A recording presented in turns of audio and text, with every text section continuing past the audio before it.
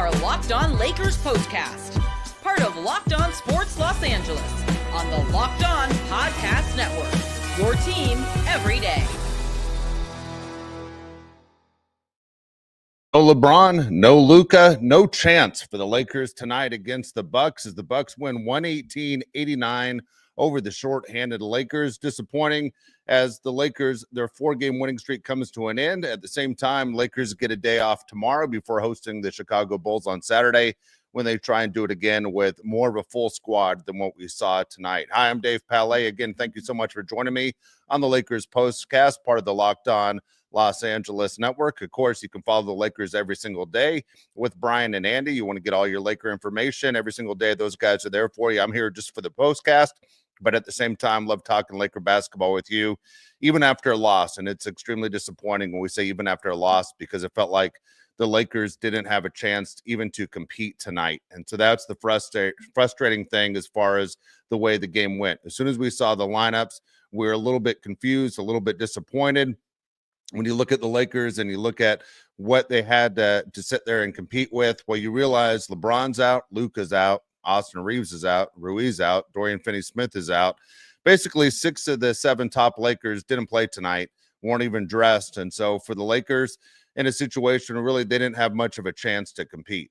And so when we talk about different things in the game and how we break things down and maybe where things went right and things went wrong, we have a segment called The Turning Point. So let's get to that right at the beginning, because I think the turning point happened right at the beginning of the game. Time to reveal where the game was won or lost. It's the turning point. Hate to say it, turning point was when the lineup came out, when we found out exactly what the lineup was going to be. Again, you're looking at a Laker team that didn't really have a chance to compete tonight. Your starting lineup was Markieff Morris, Jackson Hayes, Gabe Vincent, Jordan Goodwin, Dalton Knecht. Those were your top 5 tonight. And it's crazy to think Jackson Hayes is your one everyday starter that you can depend on, and he's the one we're relying on. Whereas at the beginning of the year, if you would have said Jackson Hayes was a guy like, hey, we got one of our starters in the game, it's Jackson Hayes, you would say, what happened? And here we are. It's, March 20th, and the Lakers are in a situation where Markieff Morris, who barely plays, all of a sudden he's starting, he's getting 28 minutes. Jackson Hayes only plays 16 out of 48.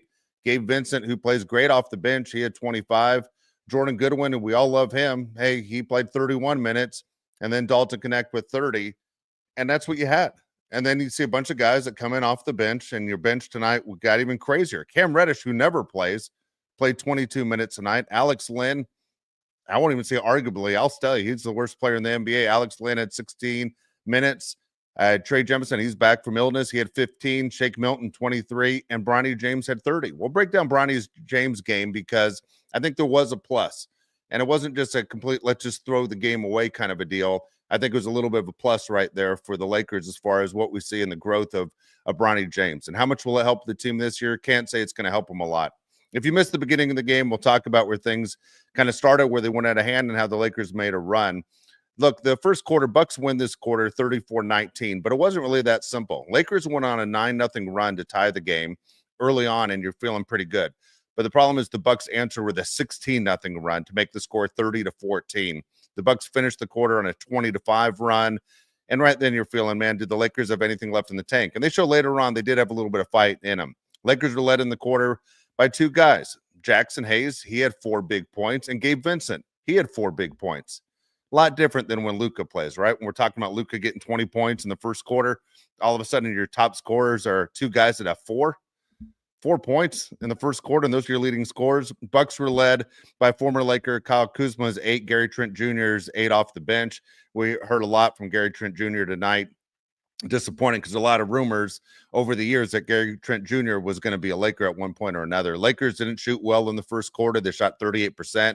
14% from three-point range, 1 of 7. They look like they were a complete disarray right from the beginning. You could tell this group doesn't play together very often, let alone play against one of the better teams in the Eastern Conference. Bucks shot, they shot 50%, 40% from three-point range, made 6 of 7 free throws. We'll get into the free throw thing as well for the Lakers, as again, it continues to be disappointing. It's like there's an excuse for it. Rebounds, Bucks 14, Lakers 9. Assists, Lakers 6, Bucks 7. Bench points, Lakers had 9. Bucks had 8. I think all of our points tonight should count as bench points, by the way. Turnovers, Lakers 3, Bucks 2. Second quarter, though, Lakers, guess what? They outscored the Bucks in the second quarter.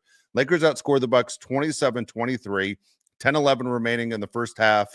The Lakers were trailing as many as 43-20, 23-point lead with 10 minutes remaining in the first half. And you're going, what are we doing? Why should I stay with the TV, especially the March Madness? Well, Bronny James is part of the game, and if you're like me, you're curious.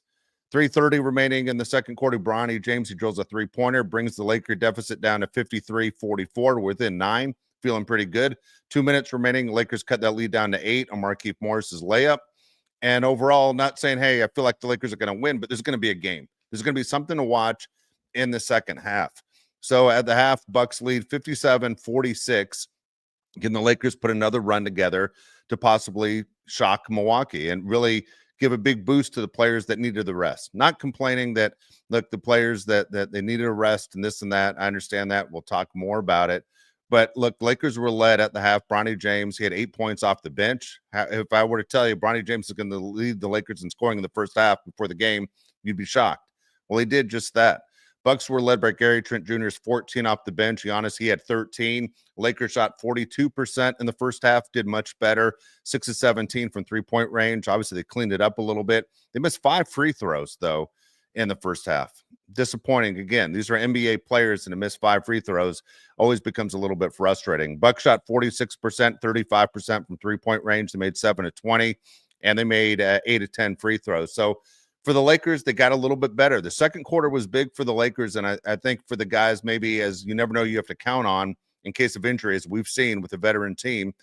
Lakers out-rebounded the Bucks in the half, 23-22. Lakers had more assists than the Bucks, 14-12 bench points. Lakers had more of those, 20-17. Turnovers, Lakers had 8, Bucks had 6. Fast break points, this is where it got kind of ugly. Bucks had 12, Lakers only had 2. And points in the paint, not a big deal. Bucks 24.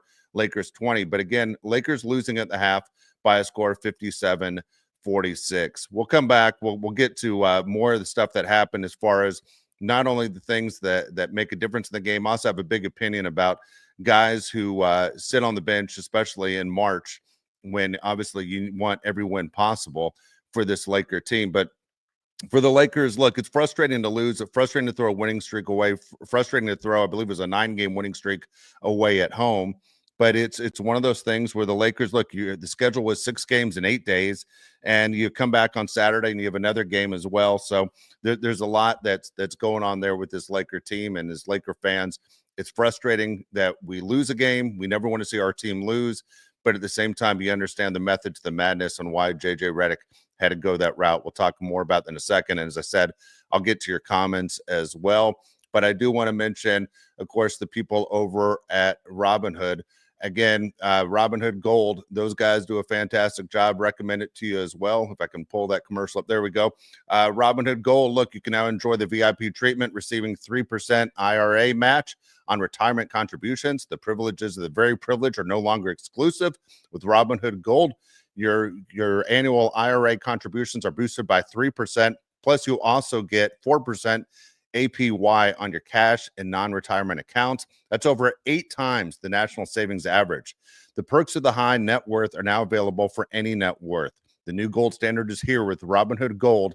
To receive your 3% boost on annual IRA contributions, sign up at Robinhood.com/gold. Investing involves a risk, of course. Rate subjects right there as far as our subject to change. 3% match requires Robinhood Gold at $5 a month for 1 year. First match must keep funds in IRA for 5 years. Go to Robinhood.com/boost. Over 8 times the national average savings account interest rate claim is based on data from the FDIC as of November 18th, 2024. Robinhood Financial LLC Gold membership is offered at Robinhood Gold LLC. All right. So when you look at the Lakers, again, frustrating tonight. I'm frustrated like all of you are. But at the same time, this Laker team, they need to sit there and figure out a way to win when the situation basically isn't in their favor. And for guys who are on the bench and get an opportunity to play, can these guys show why they deserve more minutes? So overall, as I said, the Lakers, they struggled, and the Lakers weren't able to pull it together. Lakers actually outscored in the third quarter, 34-23. At that point, The score is 91-69. The game is out of hand. Lakers are down by 22 points. And the best point for the Lakers was with 6:17 remaining in the third. They cut that lead down to 9. It was 68-59. But overall, the Bucks took complete control of the game. And overall, for the Lakers, it just wasn't enough. 91-69, when you talk about a talented team. Damian Lillard was not playing tonight, but at the same time, the Lakers had no match. The turning point for me in the game, 3:05 remaining, was when Gary Trent Jr., who had been fantastic the whole night long, basically hit a big shot for the Lakers. And for me, this is the moment. Time to reveal where the game was won or lost. It's the turning point. All right, turning point again, 3:05 remaining. Gary Trent Jr.'s three-pointer. Bucks lead 83-63. It's about done. At this time, Giannis, he has 15 points in the quarter to give him 28 through 3. Gary Trent Jr., he had 9 in the quarter to give him 23. And it was all said and done right there. For the Lakers, it was a frustrating night. Not a lot to go by right there for this team as the Lakers continue to struggle. Here's my argument back is, when you look at what the Lakers were trying to do, and as far as the Lakers moving forward, you say, okay, we played a bunch of games. You have a 4-game winning streak. You have the Bulls. Then you have this road trip that you have to go on starting next week. You have a road trip where you're going to end up facing the Orlando Magic on Monday. And then at the same time, you're going to have a game on Wednesday against the Pacers. And then you have the Bulls next Thursday in Chicago. So they have a road trip. And at the same time, you understand why J.J. Redick says, look, if we're going to rest guys, this is the time to do it. You do it on the second game of back-to-backs. And they get today off, they get Friday off, and then Saturday they face the Bulls. They'll get Sunday off. Of course, they're going to have to travel to Orlando. But it's a much-needed rest. Really, J.J. Redick didn't have much of a point, or choice, I should say. This is exactly what he had to do. And overall, it was one of those where you said, okay, here's where we're at. This is what the Lakers are going to do. And they died with it. It just didn't work. 118-89 is a complete blowout, completely embarrassing. Now, here's what I want to get to tonight as far as a question for you as a fan. This is what you'll be talking about. As a fan, let's say you bought tickets for tonight's game, okay? And you're saying, hey, the Bucks only come to town once a year. I'm going to see Giannis. I'm going to see Damian Lillard. I'm going to see Luka. I'm going to see LeBron. I'm going to see Austin Reaves. I'm going to see the guys. I'm going to see the guys that make me want to go out and buy a jersey. I'm going to see the guys that, if you have kids, my kids have been talking about, I want to see. How many times do you get a chance to see this many future Hall of Famers on the floor at the same time? I'm going to spend the money. And Laker games are expensive, right? For everybody. Doesn't matter who you are, it's expensive. And when you see the celebrities that were at the game today, guarantee you they were disappointed too. I'm not worried about them. I'm worried about the average Joes like you and I. If you sit there and you say, I'm going to put my money out to watch, LeBron, who you saw working out before the game, if you watch the game on television, Luka, who is healthy, but they decided to give him a day off. Austin Reaves healthy. Damian Lillard doesn't go. And basically, Giannis is the only big-time star that you see on the floor. Are you frustrated to the point of what can you possibly do? Are you to the point where you're saying, you know what, maybe I deserve a little bit of my money back, or the Lakers owe me something in return, but this is not what you paid for when you bought the tickets? So it might sound one of those, there's no solution to it, but man, it is a big gamble to sit there and say, I'm going to put my money out for a game to see stars in the NBA when they don't show, when they aren't on an injured list or whatever. It's not like baseball where, somebody hurts their elbow and you go, well, that guy's out for 10 games and you have a notice of what's going to happen. This is one of those where if you bought tickets, you kind of are stuck. You kind of just lost your money because your entertainment value of what you thought you were going to see wasn't close to what you saw. And that becomes, frustrating. At the same time, nobody ever wants to feel ripped off, but it kind of feels that way, like you're ripped off. So curious to know what you think as fans as well. Let's get to some of your comments. Hey, Craig, always good to see you, man. I always see Craig, the first name up there every single day. Craig, appreciate you being with me all year long. Lakers are young. They got some time on the battlefield. That was a great thing. At the same time, I'd like to see wins. I understood everything that happened tonight. I just hate losing. I hate throwing games away. Sean says that was a brutal game. It was. And, he uses the phrase, we got murdered. Yeah, basketball terms, they absolutely did. G League squad tonight, Craig. This was not what you think about when you think of the NBA. It was a complete mess. And these guys look like they are never paired together in scrimmages when these guys are going back and forth and they're playing their games and they're trying to figure out exactly, what is the best combination. This is not the combination you see against the Lakers starters in practice. I can almost guarantee it.